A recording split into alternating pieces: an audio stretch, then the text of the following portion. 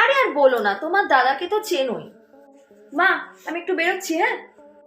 আরে দেখ কে এসছে।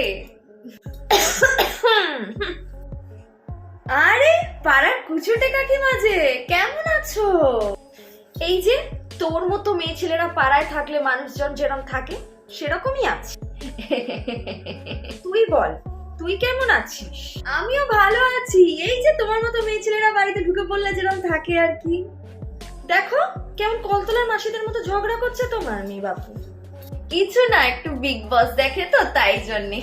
তুই স্লিপলেস টপ আর লাল লিপস্টিক পরে কোথায় যাচ্ছিস এত রাত্রিরে? জানিস তো কিরকম মেয়ে ছেলেরা লাল লিপস্টিক পরে? ছেলে ধরতে যাচ্ছি, এই দেখো বস্তা। তোমার ছেলেটাকেও ধরেছি, এবার ঘাটটা জাস্ট মটকাবো।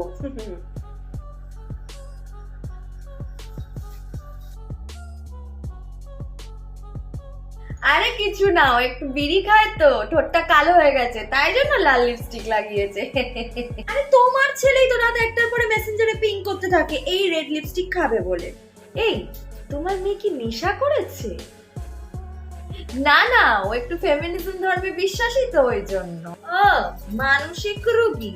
মা আমার লেট হচ্ছে, আমি আসছি। দেখিস বাবা, আবার কোনো ছেলে পিলে ডাকলে তার সাথে চলে যাস না। চিন্তা করো না আন্টি, তোমার ছেলে তো বাইক নিয়ে পিক আপ করতে এসছে নিচে। টাটা। এই বাবু।